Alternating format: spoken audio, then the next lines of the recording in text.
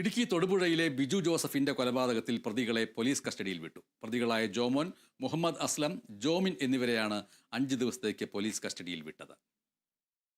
കച്ചവട പങ്കാളിയായ ബിജു ജോസഫിനെ കൊലപ്പെടുത്തുവാനാണ് പ്രതി ജോമോൻ കൊട്ടേഷ സംഘത്തിന്റെ സഹായം തേടിയത്.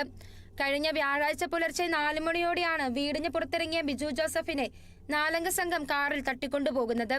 വാഹനത്തിനുള്ളിൽ വെച്ച് കൊലപ്പെടുത്തിയ ബിജുവിനെ കലയന്താനിയിലുള്ള കേറ്ററിംഗ് ഗോഡൌണിലെ മാൻഹോളിനുള്ളിൽ മറവ് ചെയ്തു.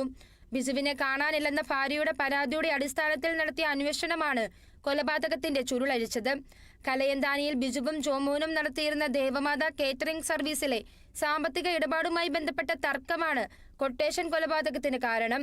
ബിജുവിന്റെ മരണകാരണം തലച്ചോറിനേറ്റ ക്ഷതമെന്നാണ് പോസ്റ്റ്മോർട്ടത്തിലെ പ്രാഥമിക നിഗമനം.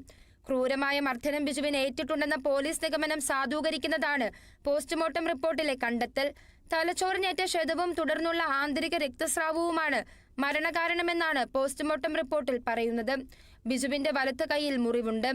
ഇതെപ്പോൾ സംഭവിച്ചുവെന്നത് വ്യക്തത വരുത്തണമെന്നും അന്വേഷണ സംഘം അറിയിച്ചു. വിശദമായ ചോദ്യം ചെയ്യലിനായാണ് പോലീസ് പ്രതികളെ കസ്റ്റഡിയിൽ വാങ്ങിയത്.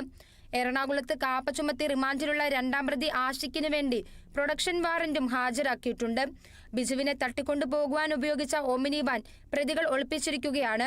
ഇത് കണ്ടെത്തുന്നത് അടക്കമുള്ള വിശദമായ തെളിവെടുപ്പും നടത്തും. പ്രതികളെ കസ്റ്റഡിയിലെടുത്ത് വിശദമായ ചോദ്യം ചെയ്യുന്നതിലൂടെ വാഹനം കണ്ടെത്തുവാൻ സാധിക്കുമെന്നാണ് അന്വേഷണ സംഘത്തിന്റെ വിലയിരുത്തൽ. അതേസമയം കൊല്ലപ്പെട്ട ബിജുവിന്റെ മൃതദേഹം ചുങ്കം ജ്ഞാനായ സെന്റ് മേരീസ് പള്ളിയിൽ സംസ്കരിച്ചു. Kerala vision news, Idukki.